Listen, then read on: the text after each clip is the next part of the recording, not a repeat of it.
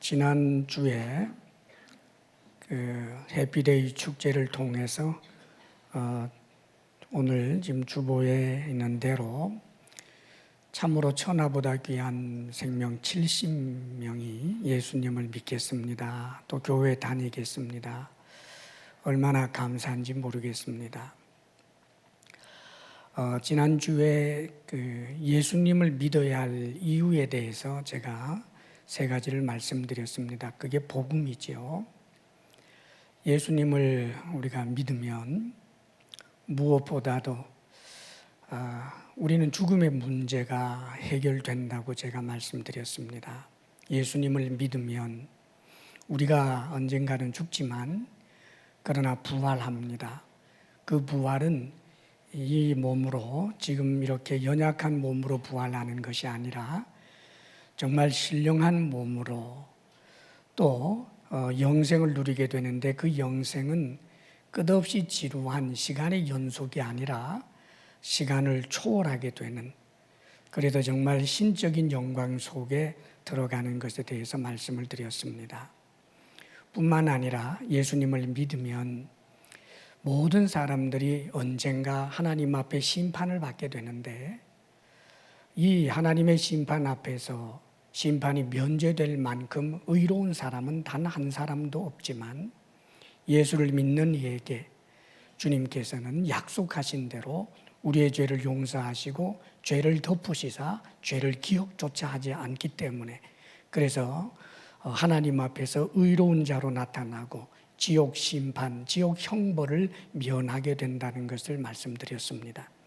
그리고 또 한 가지 예수님을 믿어야 하는 중요한 이유는 이 땅에 살면서도 이 삶 자체가 만만하지 않은데 우리 하나님이 함께 하시고 도우시기 때문에 주님을 믿고 의지하면 이 세상은 정말 살아볼 만한 세상이 된다고 그렇게 말씀을 드렸습니다.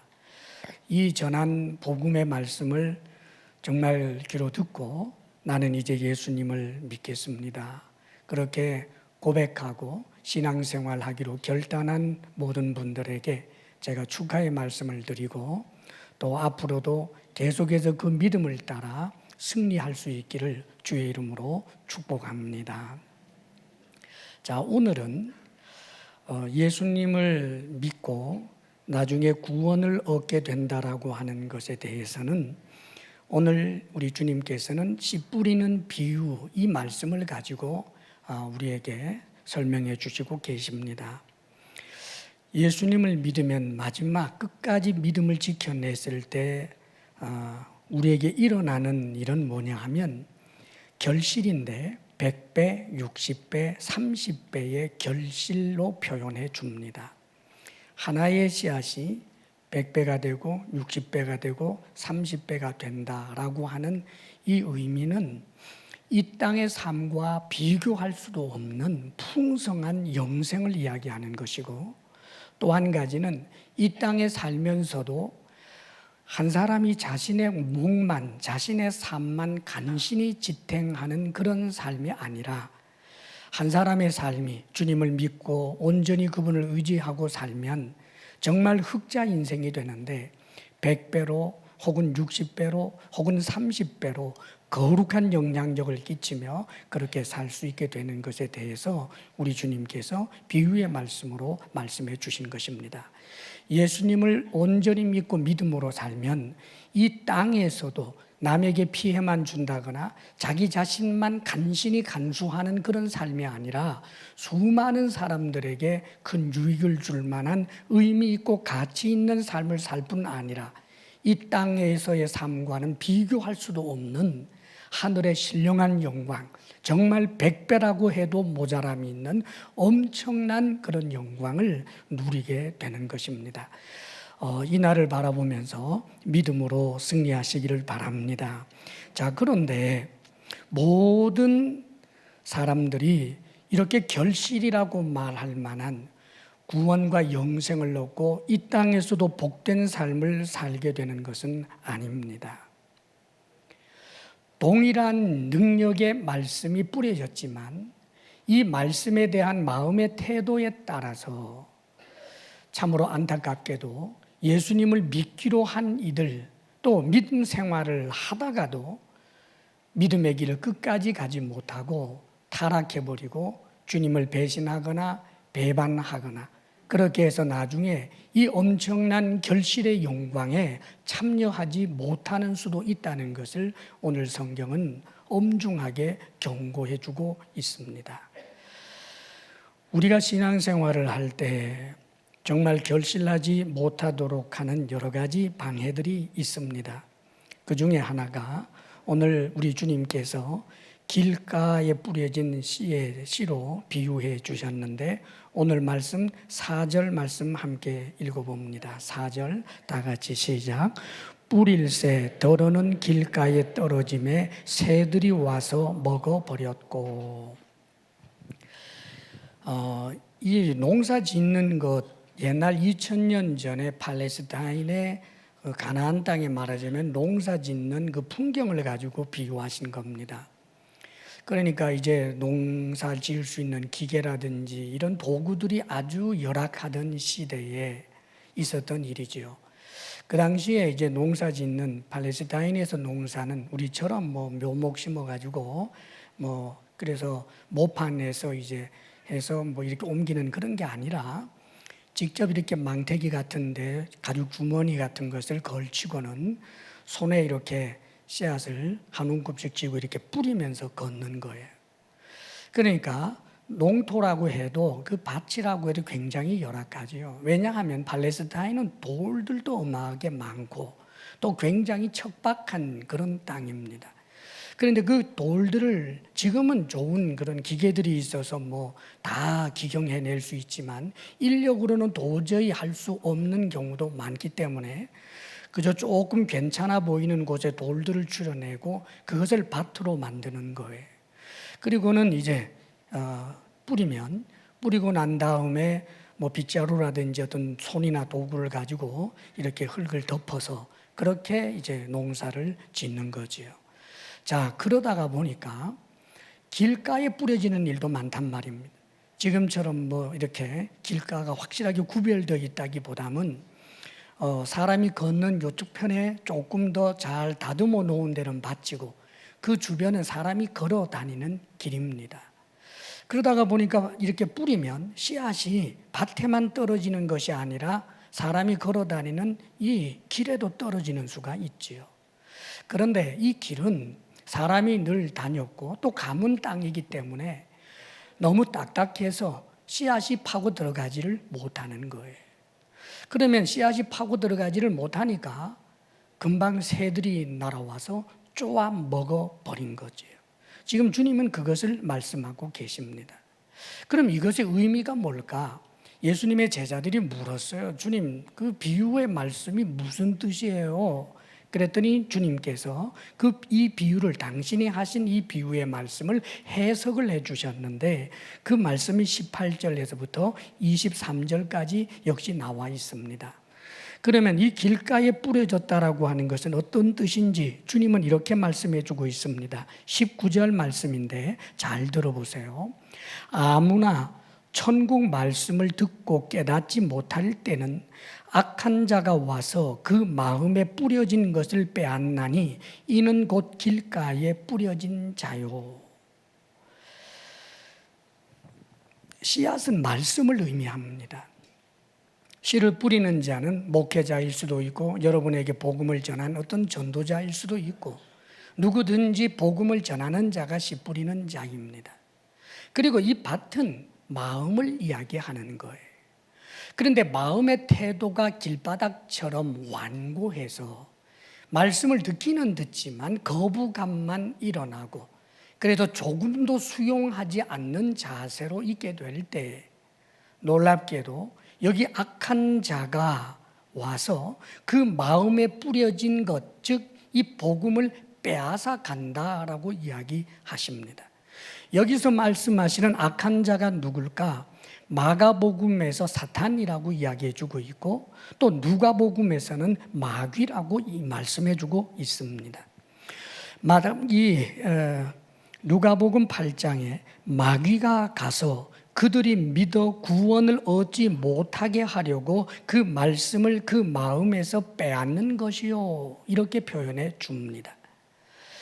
자, 우리가 신앙생활을 할 때 예수님을 믿지 못하도록 역사하는 존재가 있다는 거예요.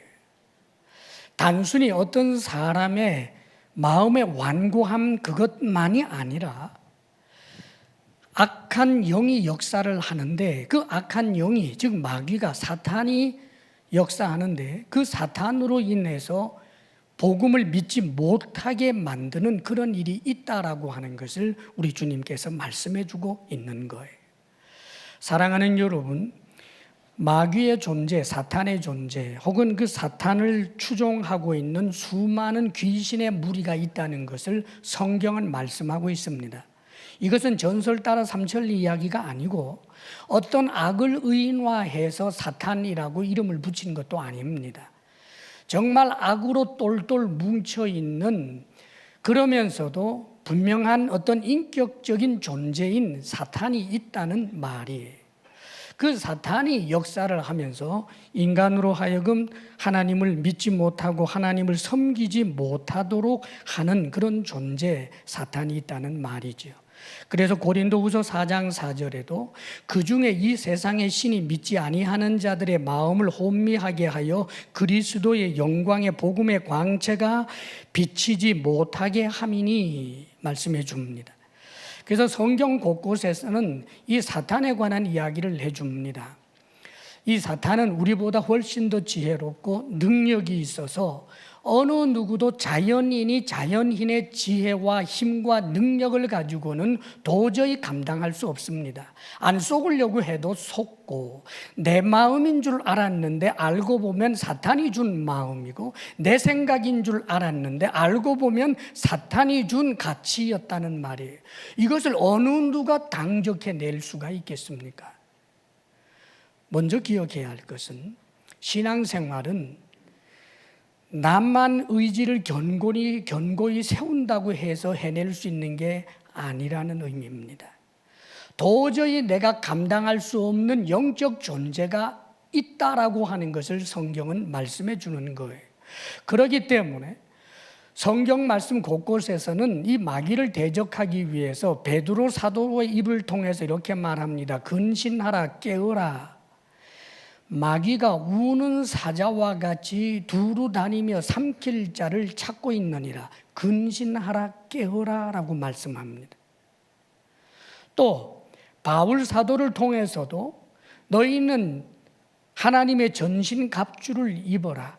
우리가 싸워야 할 대상은 혈과 육이 아니요 참으로 악한 존재, 영적인 존재, 저 귀신들과 악한 영들에 대항하여 싸우라. 그러기 위해서 하나님의 전신 갑주를 입으라라고 말씀합니다. 구원의 투구를 쓰고 의의 호심경을 입고 진리의 허리띠를 두르고 믿음의 방패를 가지고 의의 신발을, 복음에 예비한 신발을 신고 그리고 말씀의 검 들고 나가 싸워라. 무슨 의미일까요?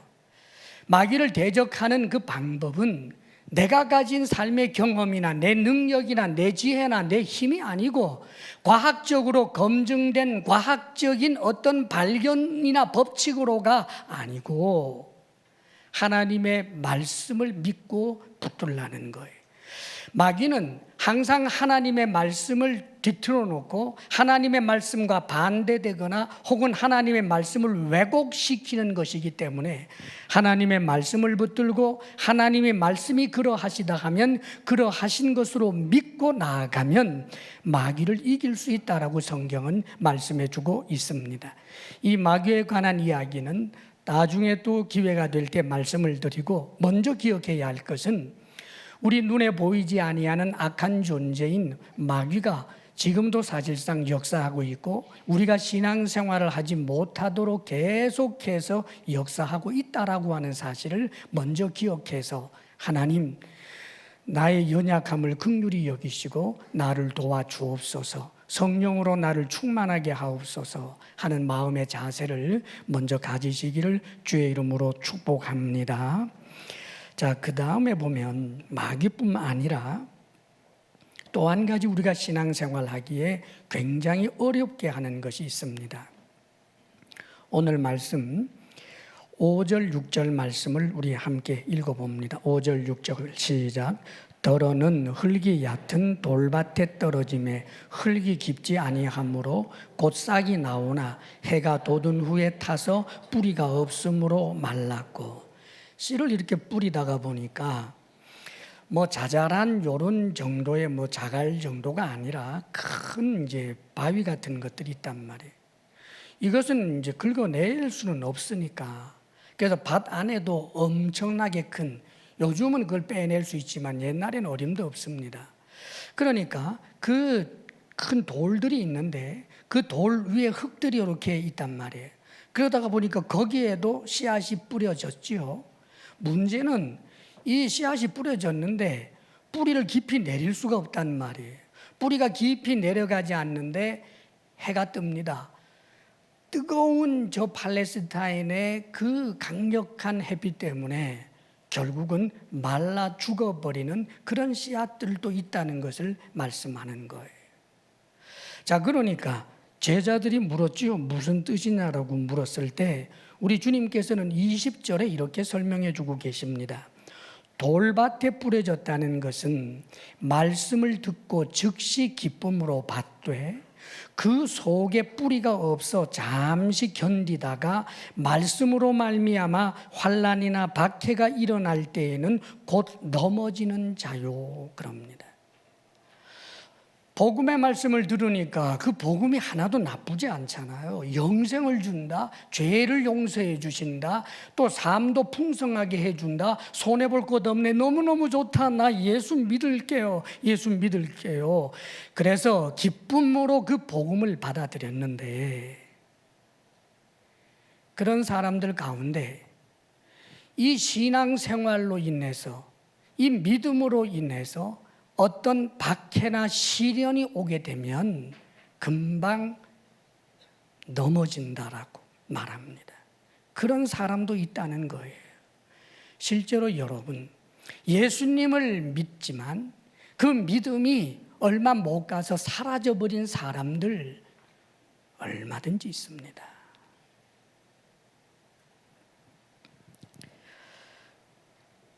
특별히 지난주에 예수님을 믿기로 하고 특별히 이 자리에 나와 있는 분 가운데 이제 신앙생활을 하게 되므로 지금까지 받아보지 못했던 신앙 때문에 일어나는 박해나 어려움으로 인해서 주님을 배신하고 믿음을 떠나버리는 사람이 한 사람도 없기를 축복합니다. 그리고 오랫동안 신앙생활을 했다고 하면서도 박해 앞에서 연약해져서 주님을 배신하는 사람들이 없어야 할 것입니다. 실제로 예수님을 믿으면 나 예수님 믿어요. 그리고 난 다음에 그저 죽을 때까지 교회 가지 않고 죽기 전에 나 예수님 믿는 거 알지요? 이러면 천국에 가는 그런 게 아닙니다. 그렇게 될 수도 없고요. 예수님을 믿고 나면 이제는 믿는 사람으로 해야 할 일이 있습니다. 예수님을 믿는다는 것은 예수님을 나의 주님으로 모시는 거예요. 그러므로 그분의 말씀 앞에 순종하며 살아야 할 일들이 있는데 가장 기본적인 것 하나가 예배입니다. 예배에 참석하려면 내려놓을 게 많지요. 그런데 이 예배의 자리에 오려고 하면 그동안은 그런 일이 없었는데 내가 이제 교회 다니겠다고 하니까 남편이 반대하고 아내가 반대하는 일 있을 수 있습니다. 신앙은 자유잖아. 왜 내가 신앙생활 못하게 해? 그 말 한다고 바로 남편이 혹은 아내가 이해해 주는 것이 아니라 여러 가지 이유를 들어서 다투기 시작합니다. 자꾸만 다투다가 보니까 내가 교회 간 것은 편하려고 갔지 가정에 이런 분란 만들려고 내가 교회 다니나 에이 안 가고 말지. 그런 사람 있습니다, 여러분. 교회에 다니게 되었더니 직장에서 찌질이 취급을 당합니다. 그 좋은 사람 버렸구만. 저 사람 이제 교회 다닌다면서, 예수쟁이 됐다면서. 직장에서 묘한 불이익이 감지됩니다. 사랑하는 여러분, 그래서 신앙생활 안 하겠다라고 하는 이들 있습니다. 그런데 기억하십시오. 사실 우리는 그 정도에서 그러는 것 보면 참 좀 한심하다, 뭐 그러냐 할 수 있을런지 모르지만, 우리 주님께서 우리에게 요구하는 것은 놀랍게도 죽음의 자리에서도 믿음을 지키라고 말합니다. 이 박해는 우리를 조금 민망하게 하거나 조금 불편하게 하는 그런 정도의 박해가 아니라 내 생명을 빼앗기고 내 재산을 빼앗기는 그런 엄청난 박해가 있어도 믿음을 지켜야 할 것을 말씀하고 있습니다. 요한계시록 2장에 이런 말씀이 있어요. 너는 장차 받을 고난을 두려워하지 말라. 볼지어다 마귀가 장차 너희 가운데서 몇 사람을 옥에 던져 시험을 받게 하리니 너희가 10일 동안 환난을 받으리라. 10일 동안 받는 환난, 사랑하는 여러분, 문자 그대로 열흘을 말하는 것이 아닙니다. 이 10일 받는다는 이 환난은 나중에 우리에게 주어질 영광, 그 영생의 영광과 비교해 주는 숫자인 거예요. 다시 말하면 이 땅에서 아무리 엄청난 환난과 시련과 심지어는 순교의 자리까지 있다 할지라도 그래도 열을 받게 되지 않는다는 말입니다. 영생에 비교하면 말이지요. 사실 삶의 현실 가운데서는 100년도 있고 200년도 있고 300년도 있었습니다. 저 일본에도 예수 믿는 사람들을 조직적으로 죽이는 일들을 300~400년 동안 지속해 왔습니다. 프랑스에서도 100년, 200년 믿는 사람들을 죽이는 일들을 해 왔습니다. 사랑하는 여러분, 그래도 열흘이라고 말하는 것은 내 일생 70년이 전부 박해의 세월만 살았다고 할지라도 내가 믿음으로 말미암아 얻게 되는 그 영생의 영광과 비교하면 열을 받게 되지 않는 것이기 때문입니다. 사랑하는 여러분, 아무리 박해가 있어도, 우리의 생명조차 잃어버릴 만한 그런 박해가 있어도 현재 여러분이 믿기로 하였고 믿음을 붙잡은 이 순간은 영생을 붙잡은 것이기 때문에 영생의 영광은 지금 당하는 고난과 좋게 비교할 수 없는 영광이요 풍성함이라는 사실을 반드시 믿고 믿음을 지켜내시기를 주의 이름으로 축원합니다. 그러기에 계시록에서는 계속해서 이렇게 말씀합니다. 네가 죽도록 충성하라. 죽는다고 해도 충성하라는 말입니다. 그리하면 내가 생명의 관을 내게 주리라.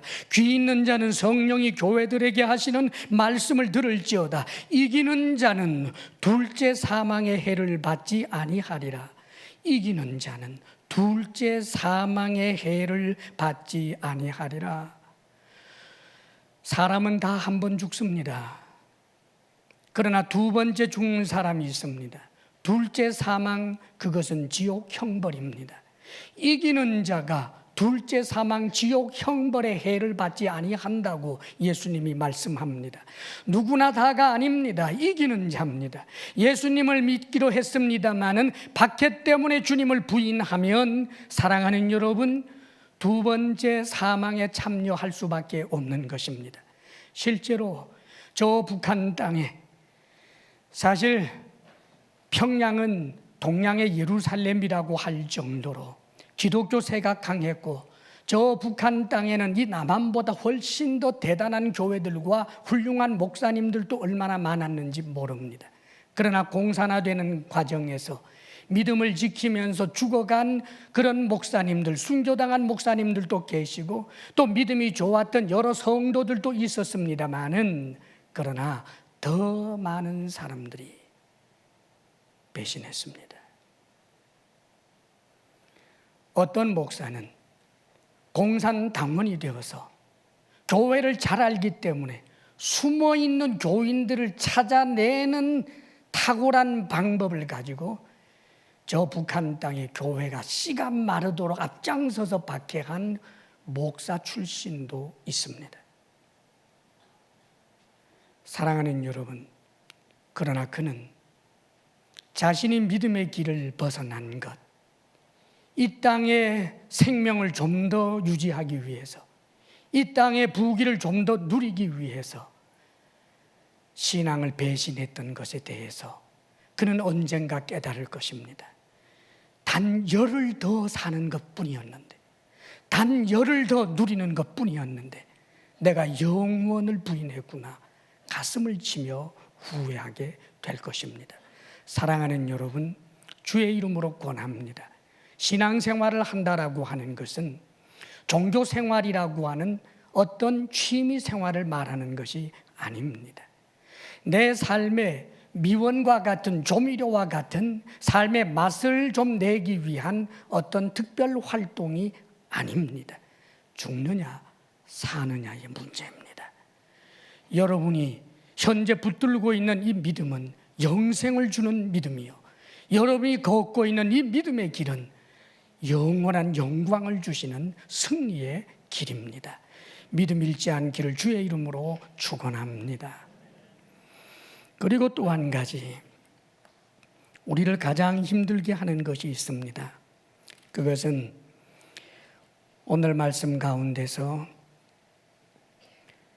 7절 우리 주님께서 하신 말씀입니다. 7절 말씀 우리 같이 한번 읽어볼까요? 시작. 더러는 가시 떨기 위해 떨어짐에 가시가 자라서 기운을 막았고. 간신히 농사 지을 만한 땅을 좀 만들었지만 그게 광활한 무슨 그런 논이고 밭이 아닙니다. 팔레스타인은 정말 작은 논들이 여기저기 밭이 있는 거예요. 잡초가 너무 무성하고 뿌리가 깊을 때 괭이 정도로 해서는 기경할 수도 없기 때문에 그나마 좀 괜찮은 땅을 이렇게 기경을 해서 그걸 밭으로 삼고, 너무 잡초가 무성하고 뿌리가 깊은 곳은 그냥 내버려 둔 경우가 많은 거예요. 씨를 뿌리다가 보니까 정말 잡초 무성한 곳에도 씨가 떨어졌다는 말이지요.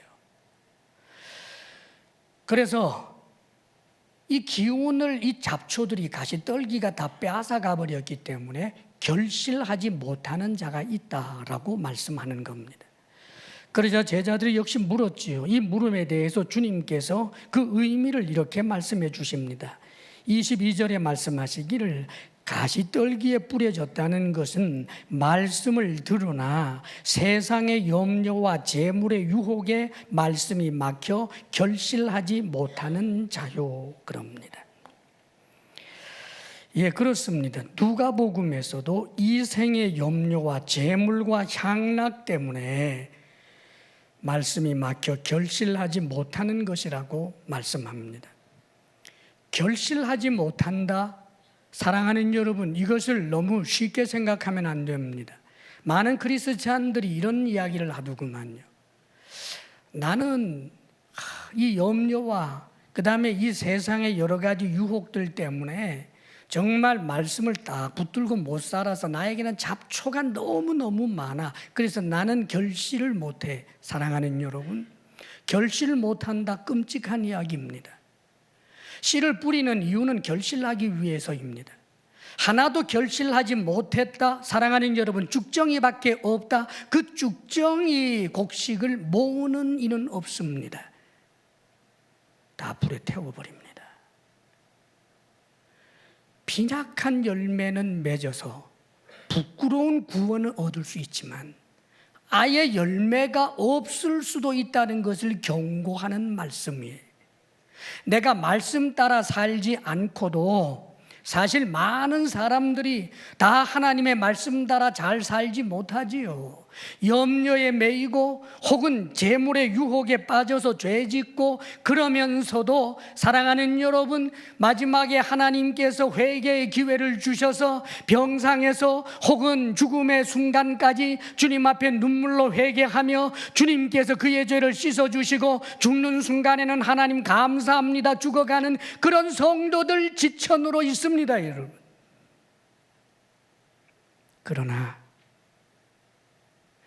그것이 당연한 것인 줄 알고 살던 이들 중에는 잡초가 무성한데 믿었던 복음이 어느 순간부터 염려에 매여 살고 재리의 유혹을 따라 죄의 낙을 즐기면서 살다가 예수님이 나를 위해서 죽었다라고 하는 그 말씀이 감사와 은혜로 다가오는 것이 아니라 우스갯소리로 다가와서 말 그대로 구원의 은혜에 참여하지 못하게 되는 수도 있다는 것을 지금 주님은 엄중하게 경고하는 말씀입니다. 사랑하는 여러분, 세상의 향락이나 재리의 유혹에 매여 살고 혹은 염려에 매여 살다가 보면 염려에 대한 것을 해결하고 이 세상 물질에 관한 것을 해결하다가 보면은 자칫해서는 하나님 앞에서 신앙적인 그런 대안을 찾는 것이 아니라 비신앙적인 대안, 하나님의 말씀을 배신하는 그런 대안들을 찾아서 움직이다가 언젠가는 회복될 수 없는 그런 자리에까지 굴러떨어질 수 있다는 것을 말씀하는 거예요. 그러므로 우리가 기억해야 할 일이 있습니다. 신앙생활에서 정말 끔찍하게도 우리가 넘어지게 할 수 있는 것은 세상의 염려, 재물의 유혹, 그리고 향락입니다. 가령 교회에 이제 신앙생활을 했는데 나를 따라서 아들, 딸도 교회에 왔어요. 아들, 딸이 교회에 오니까 이 아들, 딸이 교회에 와서 자꾸 머물러요. 교회에 와서 머무르는 아들, 딸 보니까 마음이 불편해요. 저러다가 대학 못 가면 어떡하지? 염려가 앞섭니다. 예, 내가 교회 가니까 우리 아들, 딸 교회 가는 거 저거 안 되겠다. 그래서요, 교회에서 30년, 40년 신앙생활하고 항존직이라고 하는 자리에 있는 사람조차 자기 아들, 딸에게 너 교회 열심히 다니는 것은 대학 가서 하고 교회 너무 열심히 다니지 말라. 제가 교육 전도사 시절에 직접 경험해 본 적도 있습니다. 왜 그렇게 됐을까요? 염려 때문입니다. 이 세상에서 살려면 재물이 필요한데 교회 오면 시간 낭비해야 되잖아요. 고객 만나야 되는데, 고객 관리해야 되는데, 경조사 문제가 있는데 이런저런 해야 할 일들이 많은데 그러나 그것 때문에 신앙생활이 너무 힘들어지는 거죠. 그래서 한 번, 두 번 빠지다가 어느 순간부터는 아예 믿어지지 않아서 완전히 떠나버린 사람들도 있습니다. 그러면 어떻게 하면 좋습니까, 여러분?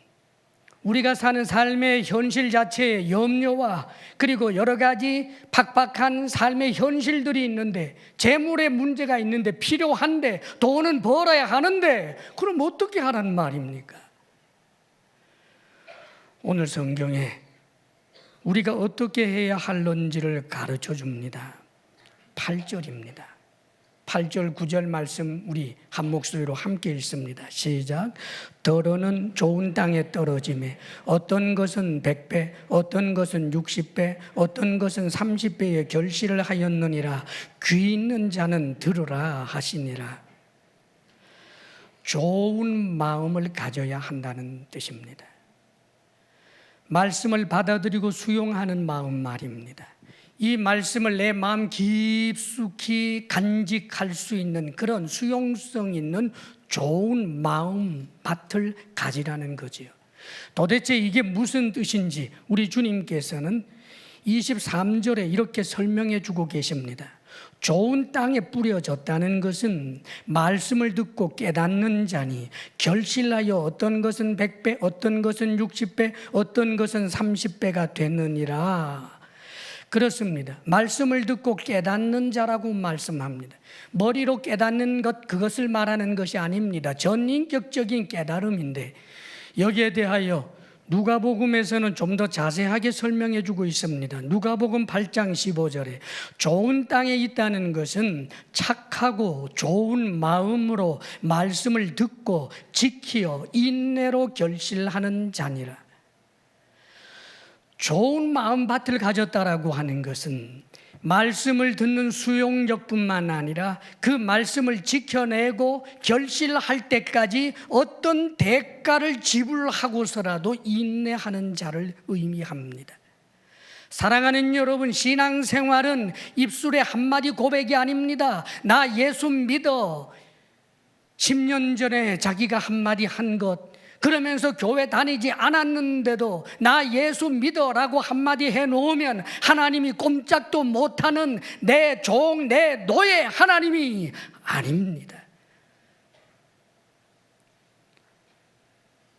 우리 예수님은 당신을 믿기 위해서 믿는 자들이 목숨조차도, 예수 믿는 사람이 자기를 부인하고 십자가를 짊어지고 따라야 할 것에 대해서 말씀하고 있는 것입니다.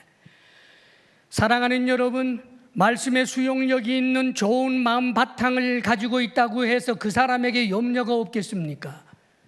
그럴 리가 없지요.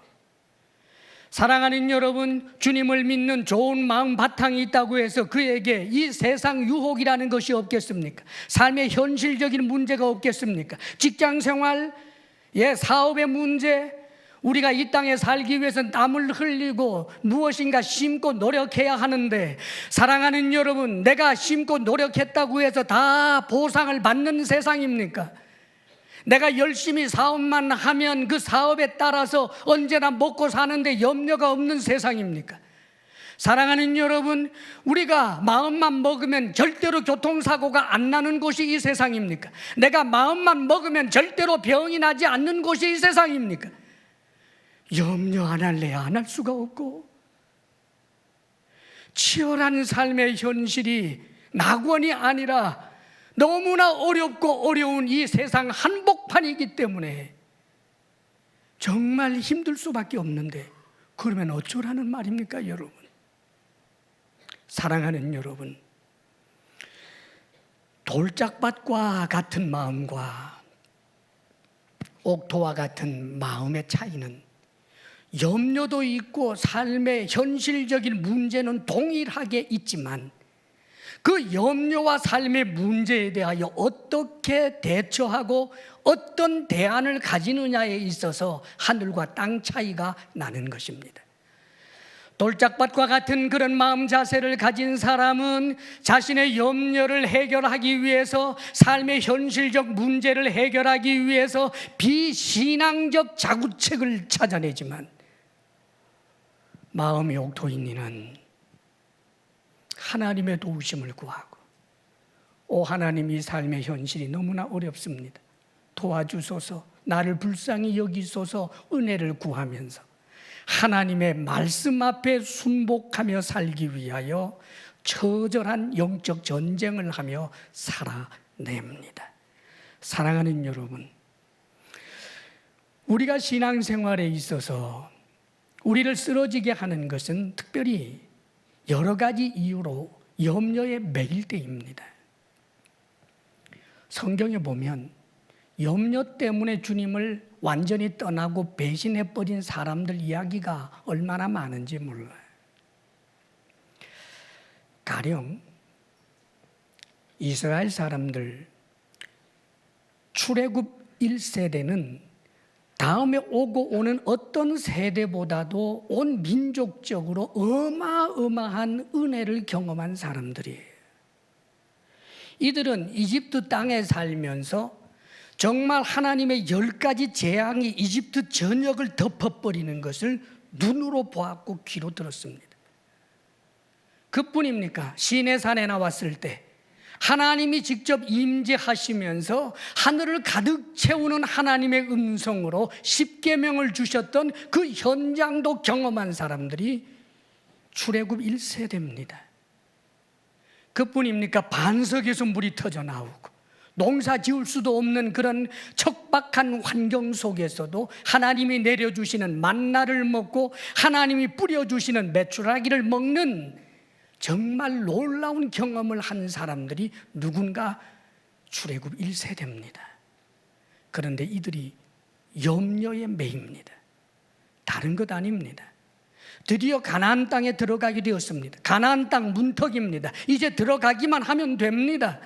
그런데 사랑하는 여러분, 정탐꾼을 통해서 보고받은 대로 그 보고가 저 가나안 땅에는 엄청난 군사력을 가지고 있는 거인과 같은 사람들이 있는데 가서 전쟁을 했다가는 우리 남자들은 전부 죽고 우리의 처자식은 전부 저들의 노예가 되어버리고 말 것입니다.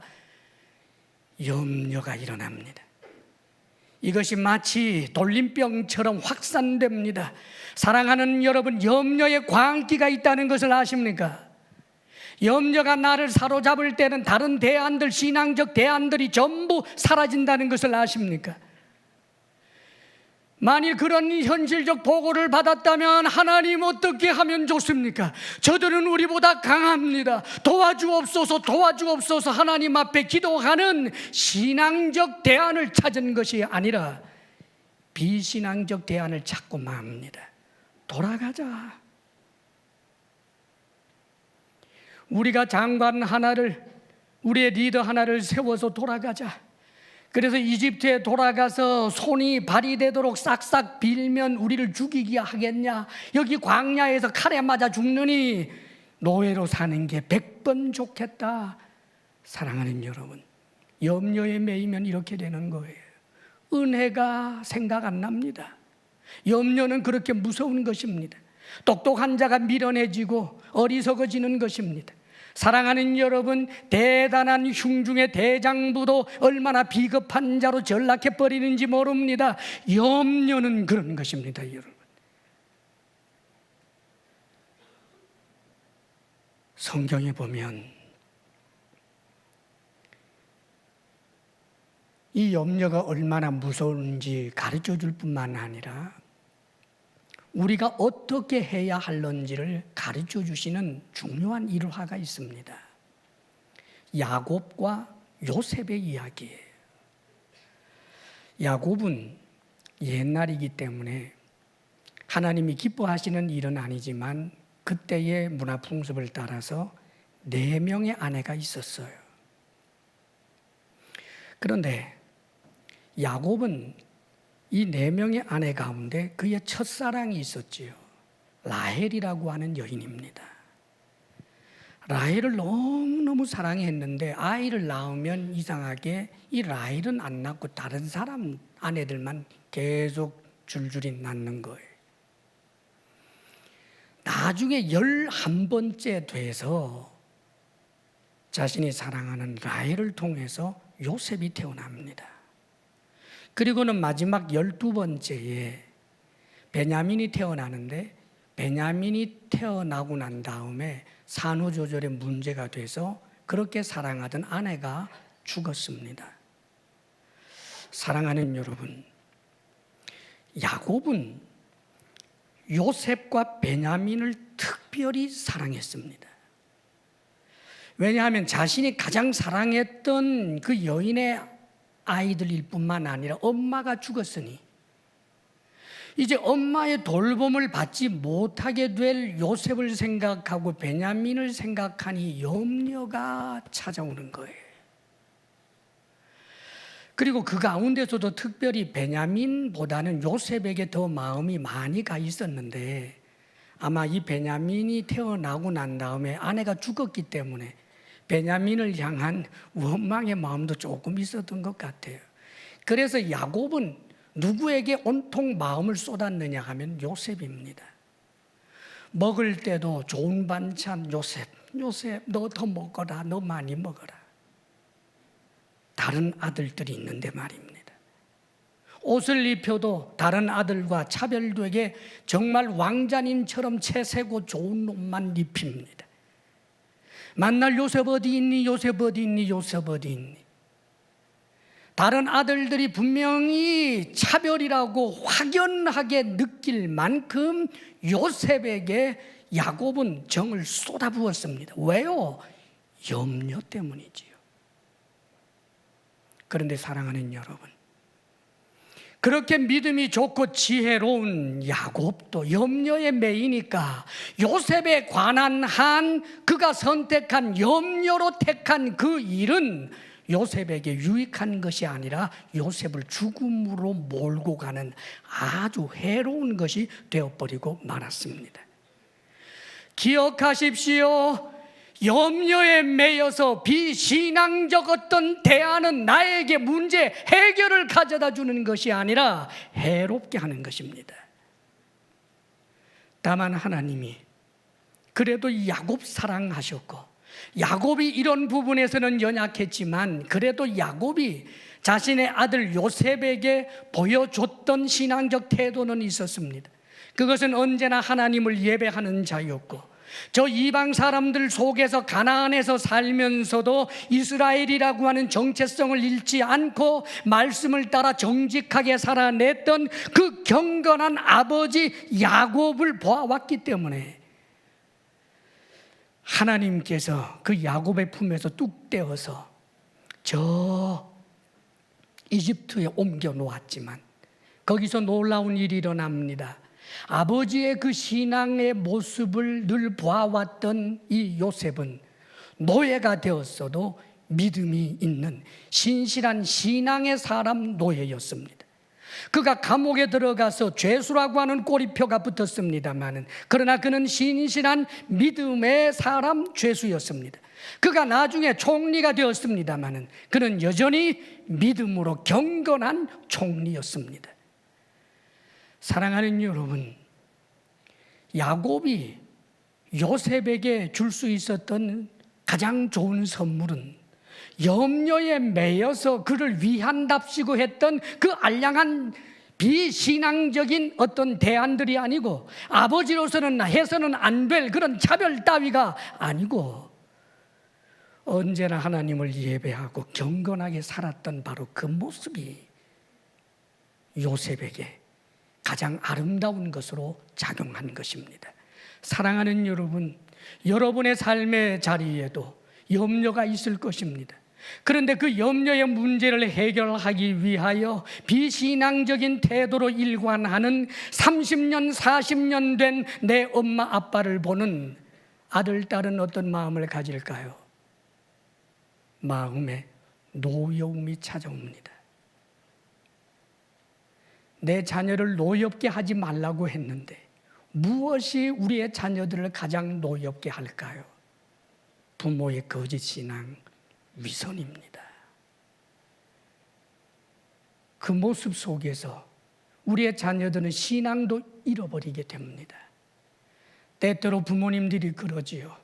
이 험한 세상에서 우리 아들, 딸 하나 제대로 잘 먹고 잘 살아야 하는데, 그러려면 내가 한 미천 잡아줘야 하는데, 그래서 불의한 방법, 악한 방법, 더러운 방법, 가릴 것 없이 돈 벌어서 자녀에게 주면 자녀에게 유익이 될까? 사랑하는 여러분, 독이 됩니다. 그게 아닙니다, 여러분.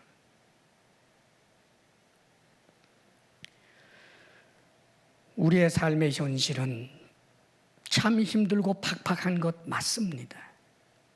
그러나 사랑하는 여러분, 우리가 이 땅의 필요를 공급받을 수 있는 방법은 여전히 복음입니다. 여전히 말씀입니다. 여전히 하나님입니다. 우리의 하나님은 어떤 하나님이십니까? 교회 안에 하나님이지만 직장에서는 하나님 아니십니까? 내 사업 현장에서는 하나님 아니십니까? 우리 하나님이 교회에서는 힘 좀 쓰시지만 직장에서는 전혀 아무것도 못하는 바보, 무능력한 하나님입니까? 우리가 믿는 하나님, 그런 하나님 아닙니다. 하늘과 땅과 그 가운데 모든 것을 지으신 절대 주권의 하나님, 하나님이 하늘 문을 닫으면 얻을 자가 없고 문을 닫으면 열 자도 없고 하나님이 주셔야 받는 것입니다. 이 믿음이 견고할 수 있기를 주의 이름으로 축원합니다. 우리 하나님께서 이스라엘 백성들에게 그 출애굽하여 그들에게 교육하고 가르치려고 했던 것이 무엇인지 아십니까? 신앙에 있어서 끝까지 걸을 수 없게 만드는 것은 삶의 현실적 문제이기 때문에, 이 삶의 현실적 문제, 먹고 마시고 입고 거주하는 이 땅의 모든 필요를 해결하는 방법이 하나님의 말씀이라고 하는 것을 가르쳐 줍니다. 사랑하는 여러분, 이들이 출애굽했습니다. 나올 때 저 가나안 땅까지 가려면 몇 달 걸리겠지, 몇 달 먹을 양식들 준비한답시고 했습니다만 턱도 없었지요. 가다가 보니까 한 달 반 정도 지나니까 출애굽한 지 2개월째 보름 정도 되니까 난리가 났습니다. 우리를 굶어 죽이려고 데려왔느냐? 양식이 다 떨어진 거죠.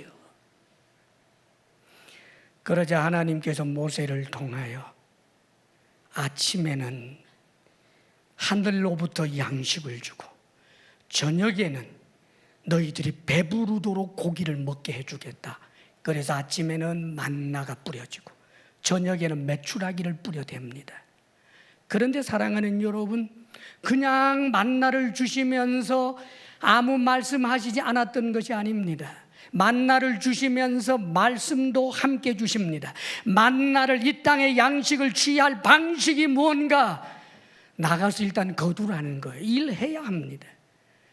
저 만나가 훨훨 날아와서 내 입에 들어가는 것이 아니고 내가 나가서 거둬야 합니다. 일해야 합니다. 수고해야 합니다. 그러나 사랑하는 여러분, 수고하되 그냥 땀만 흘리면 되는 것이 아닙니다. 말씀 안에서 수고해야 합니다. 장막 사람 숫자대로 한 사람당 한 오멜씩을 취하라. 10명이면 10오멜, 5명이면 5오멜을 취하라는 거예요. 그대로 했던 사람들 좋았습니다. 그런데 어떤 사람들 어떤 짓 한지 아세요? 많이 가져왔습니다. 그리고는 내일이 염려가 되니까 많이 가져왔더니 웬걸요? 썩고 냄새가 났습니다. 말씀을 벗어나니까 그 물질이 내게 유익이 주는 것이 아니라 해가 되는 것을 말씀해 주신 거예요. 나중에 안식일이 되게 됩니다. 안식일 전날은 하나님께서 또 말씀을 주십니다. 이틀치를 취하라. 한 사람이 있으면 2호멜 취하라. 3사람이 있으면 6호멜을 취하라. 그대로 했는데도 냄새 나지도 않고 벌레가 생기지도 않습니다. 사랑하는 여러분, 말씀이 기적입니다. 말씀이 능력입니다. 말씀으로 먹고 살 수 있는 것입니다. 여러분, 말씀대로 살면 가난해야 된다고요? 말씀대로 살면 저주받는다고요? 말씀대로 살면 사회생활 못한다고요? 마귀가 하는 말입니다. 해보십시오. 해보십시오, 여러분. 성경 속에 하나님, 인쇄되어 있는 하나님, 죽은 하나님이 아니라 살아계신 하나님을 여러분의 일터에서 경험하게 될 것입니다. 이 땅의 삶을 정말 하나님 말씀 의지하면 내가 이 땅에 온 것은 양으로 생명을 얻게 하고 풍성히 얻게 하려는 것이다 하신 그 주님의 말씀에 그 영광된 풍성함을 천분의 일, 만분의 일도 누리지 못하며 살아가는 어리석은 그리스찬들이 얼마나 많은지 모릅니다. 내 마음밭에 온통 잡초 우거져도 그게 당연한 줄 알고 회사에 가서는 회사 방식으로 하나님 말씀에 등 돌려야 하고 사회생활에서는 하나님 앞에 비겁할 수밖에 없다라고 그것을 당연한 것으로 여기며 살아서 능력의 하나님이 능력 아닌 하나님으로 살고 기적의 하나님이 기적 아닌 하나님으로 알고 보면 내 방식, 내 방법으로만 그렇게 살다가 죽음의 때가 가까워서야 자신의 가슴을 치며 회개하다가 간신히 구원받는 그런 무리 속에 들지 않기를 바랍니다. 사랑하는 여러분, 믿음의 대장부가 되십시오. 믿음의 고귀한 여인이 되십시오. 살아계신 하나님과 함께 동행하며 사시기를 축복합니다. 지난주에 예수 믿었지만 믿음이 클 수 있는 사람도 있습니다. 지난주에 예수 믿었지만 지금 이 순간부터 사랑하는 여러분, 50년 된 이보다 더 큰 믿음을 가지고 살아갈 수도 있습니다. 그것은 말씀에 대한 태도일 뿐입니다. 주님 안에서 다 믿음으로 승리하시기를 주의 이름으로 축원합니다. 기도하겠습니다. 아버지, 우리들의 아버지, 참 좋으신 하나님, 우리에게 주어진 구원의 영광과 삶의 놀라운 풍성함이 약속되어 있는데, 이 약속의 말씀 앞에 우리가 전인격적으로 응답하며 믿음을 따라 살아갈 수 있는 이 시대에 거룩한 하나님의 백성들이 되게 하여 주옵소서. 지난주부터 예수 믿게 한 이들 큰 믿음의 사람으로 자라가게 하옵소서. 신앙생활 오래 한 우리들 더 큰 믿음의 사람으로 살아가게 하옵소서. 예수님 이름으로 기도하옵나이다. 아멘. 아빠 하나님, 예수 그리스도를 통해 우리를 의인으로 삼으사 하나님의 심판 면하게 하시고 하나님의 자녀된 영원한 영광을 주시며 이 땅에서도 우리와 함께 하시겠다 약속하신 아빠 하나님, 삶의 상황이 아무리 힘들고 어려워도 아버지여, 말씀을 벗어나 비신앙적인 방법으로 문제 해결하려 하지 않게 하소서. 오 주님, 우리의 마음이 옥토되어 말씀을 붙들고 이 말씀이 결실하게 되는 그날까지 이 믿음의 길 걸어가게 하옵소서. 사랑이신 하나님 주신 은혜 생각하며 우리의 마음을 새롭게 결단하며 주님 앞에 예물을 올려드립니다. 하나님이 허락지 아니하면 하나도 얻을 수 없음을 알고 물질에 노예되지 않겠다는 결단과 더불어 주님 앞에 주님의 것을 올려드리오니 아버지여, 우리가 드리는 이 예물이 하나님께서 받으실 만한 향기로운 예물 되게 하옵소서. 주의 사랑하는 성도들의 일터에 복 주셔서 주의 말씀 안에서 성실하게 일할 때 30배로 60배로 100배로 결실케 하여 주옵소서. 우리 성도들에게 건강의 복을 주옵소서. 마음의 평강 주옵소서. 부부사랑 돈독하게 하옵소서. 우리들의 자녀가 우리들보다 오히려 큰 믿음 갖고 하나님 앞에 면류관 얻기에 합당케 하옵소서. 이제는 우리 주 예수 그리스도의 크신 은혜와 하나님 아버지의 한없는 사랑과 성령의 교통하심과 충만케 하심이 말씀 따라 살겠습니다 결단하며 나아가는 사랑하는 모든 성도들 위해 이제로부터 영원토록 함께 하시기를 간절히 축원하옵나이다. 아멘.